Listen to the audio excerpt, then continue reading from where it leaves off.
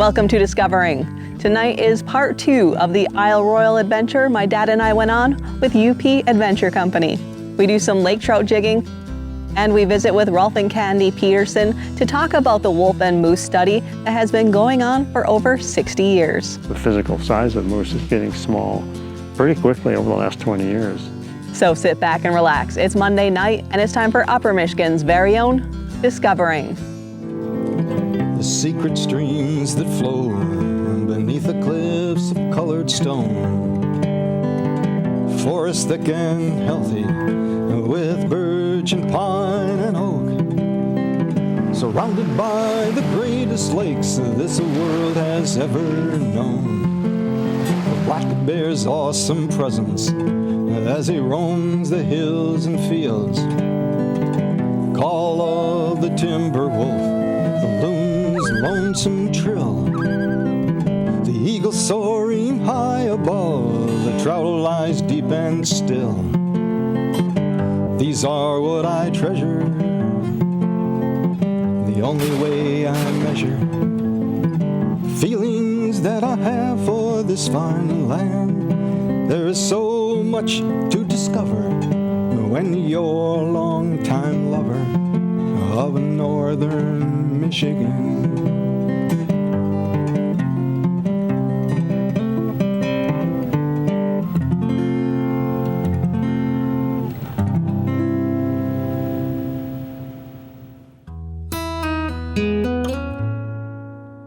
The sun rises, the sun sets, and the stars seem more intense and spectacular on Isle Royale. It could be the wild and dramatic landscape, or the sparkling waters of Lake Superior. It could also be how present you are in the moment, soaking it all in. You know, it's alive. It's got its own spirit and energy here that it just can't be found anywhere else. There isn't a large variety of wildlife on Isle Royale. Most of what you will see are birds, lots of birds. When it comes to four-legged beasts, moose, wolves, fox, beavers, rabbits, Isle Royale's very own subspecies of red squirrels, and a few others are about it. I was hoping to see a wolf and a bull moose, and one morning I got half my wish. Dad and I were enjoying our coffee in front of our shelter when I happened to look to my left and saw a big gray fuzzy face staring at me about 20 yards away between the two shelters. I was able to get my phone up to record it just as it turned to run. The wolf was collared with 2 ear tags and was in no hurry to leave, even as I shouted wolf to everyone else. We watched the wolf walk along the water's edge where it found something to snack on and eventually walked out of sight. In recent years, wolves have made their presence known on Isle Royale in more ways than one. One afternoon, we visited Bangson Cabin, an old fishing cottage and the home base of the 65-year-old Wolf Moose Project, the world's longest-running predator-prey study. There I had the chance to chat with Rolf and Candy Peterson, who have been studying the moose and wolves of Isle Royale for over 50 years, about the current status of the wolf and moose populations. Since 2018-2019, when 19 wolves were released by the Park Service, to reestablish the wolves, they've blossomed and reproduced, a dozen or more litters of pups. So they're up at probably 30 to 40 animals now. So they've got the upper hand, and moose are in decline as a result. So before the wolf introduction, moose were just out of control and up at maybe 2,000 animals. So they've come down pretty fast, and they're probably 700 at the most. Now, my last count was 840, but that was a year and a half ago. So I expect they'll still continue to decline for a couple more years. So about half of that decline was just outright starvation, and about half of it was the new wolves that are preying on moose. And now the current wolf population they're targeting all the calves. So that, recruitment of new moose will be pretty low, and they continue to kill some adults that are 8, 10, 12 years old, just the way they always have. So they're doing pretty much exactly what we expected wolves to do, and And the expected result, or the desired result, was fewer moose. According to Rolf and Candy, there is no desired number of wolves and moose on the island. You know, people look at this graph and they say, well, what's the right number of wolves and moose? And I say, whatever it is right now, that's where it's supposed to be. And they wonder, well, is it ever going to just sort of even out, with this, 500 moose? And no, it's rarely at the average. It's moving all the time. This is nature. Nature is moving. It's up and down. Each up is different. Each down is different. Nature is tremendously complicated.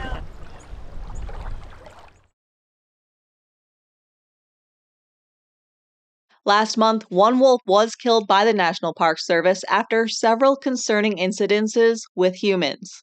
According to park staff, this was one of 2 wolves who were observed dragging away backpacks and food storage bags from various campsites. There's some individuals that 2 years ago were raised right across from the major resort, Rock Harbor Lodge, and they were going through the resort complex to get to their kills from earlier in the winter, and they're walking by picnic tables with food on them, and they just they had to sample it, and unfortunately they got a bad education in the process. So they learned that people aren't particularly dangerous, and they got a lot of this edible stuff hanging around, and so once trained like that, it's pretty hard to unlearn them.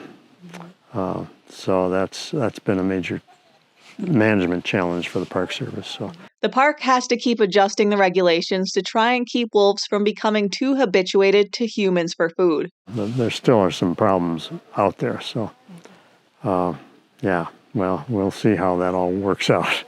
And hopefully that behavior doesn't spread, because wolves do talk to each other, and so far it's pretty isolated, but wolves also travel around a lot, so wolves disperse through the island and take some bad habits with them.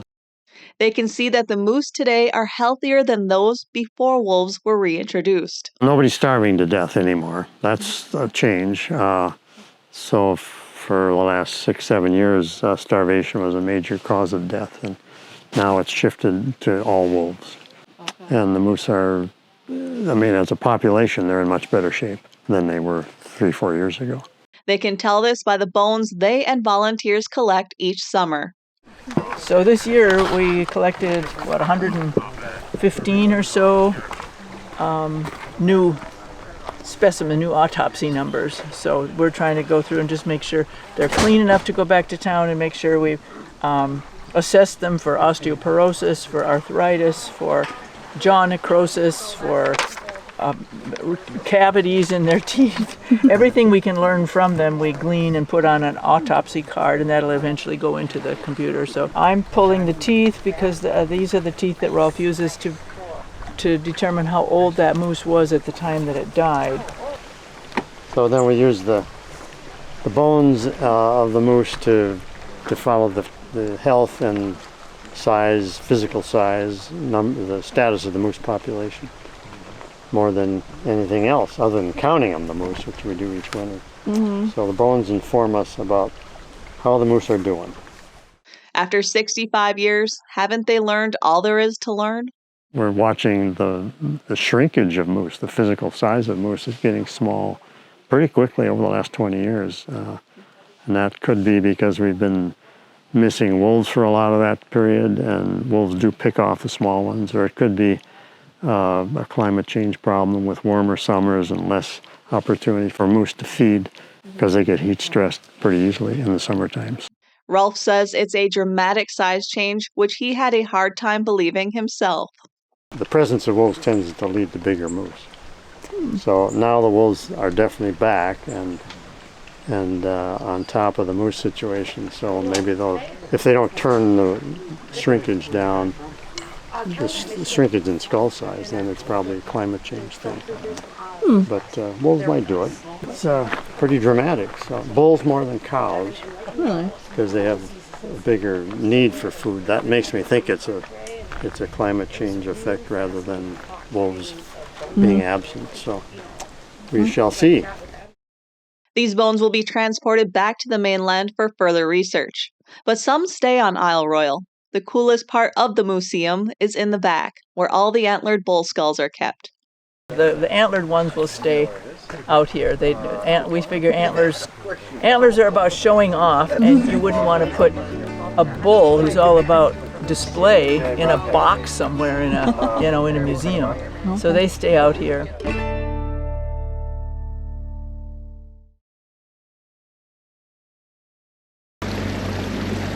On a calm Lake Superior day, we spent more time laker jigging.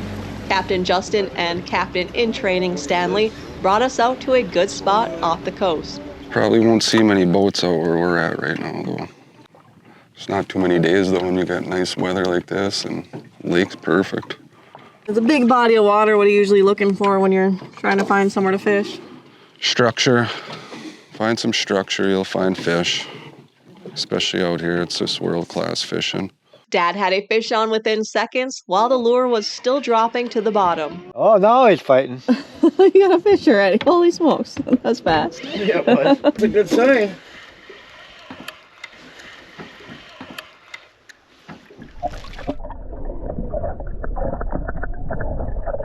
Not a big one, but not bad.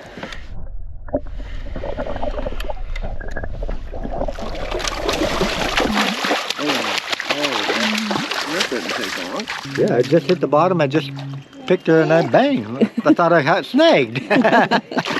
No, you said it got off. I kind of came back and did it. Oh. Couldn't make up its mind.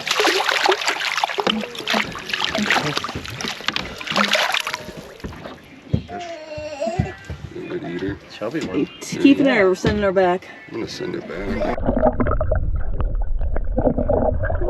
Do you primarily jig for lake trout, or are you? Yeah, pretty much jigging only. I mean, once in a while we troll, but nah. No? Jig fishing's a lot more funner. Everybody got a pole in their hand, not just staring at rods. We started off in about 50 feet of water, where Justin spot locked us on a rock pile.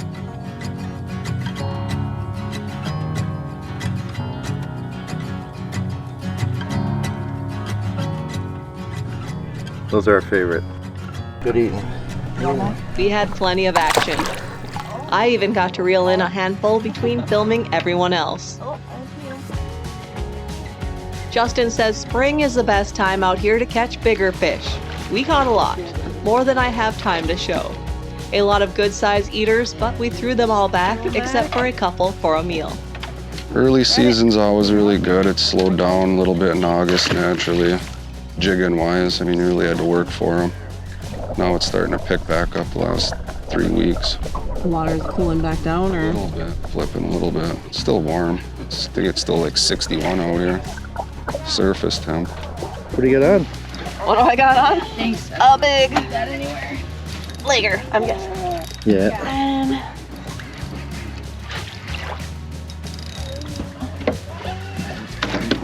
it is pretty. Well, The red fin. the red fin. I think so. Woo. I got the net.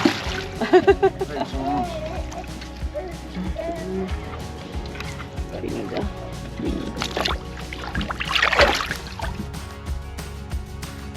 Dad snagged every boulder at the bottom of the lake, but that didn't stop him from catching fish. Man, those weren't snags. You wouldn't have nothing. I know.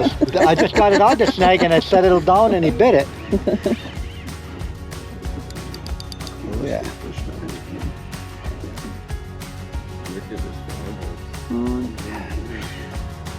The waters around Isle Royale are a world-class fishery. There are 4 species of lake trout in Superior. Isle Royale has them all. And I'm not sure, but I think we caught them all. Red fins, humpers, leans, and you get the fats, the Siskiyou fats. Pretty though. This summer, the Michigan DNR conducted its first creel survey of the Lake Superior waters around Isle Royale since the 90s. I spoke with the DNR about it, and we'll have that on an upcoming show. Oh, that's a nice. That's red fin. Red fin, yeah. You. All right. You got a fish? I got a fish. Wow. It wasn't a snag, huh? It was a snag, but once I got it off, it hit it. Yeah, we're on a good rock pile right here. Oh, you got one too? We got a double. Let's try triple. Let's try triple. Oh, come on, Ray. Let's get a triple. Every drop is getting a big one.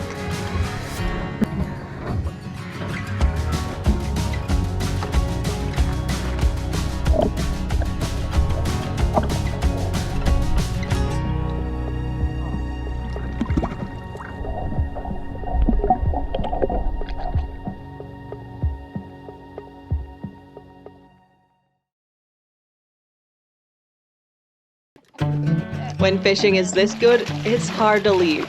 One more and we'll all go home turned into a few more, as it normally does. We have to use a time limit, not a one more. How's that? 10, 9, 8. You got one? The countdown, yes. What the heck?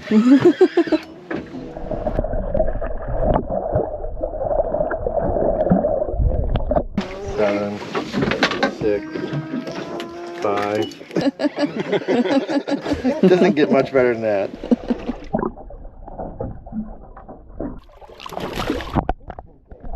As Dad was reeling up to leave, Oh, There it is, there it is, there it is. Ah, that was nice. That was perfect. Oh, the Armis. spider too. Oh, nice. Oh yeah. He was chasing it up. Second line. Armis has got a little more in him.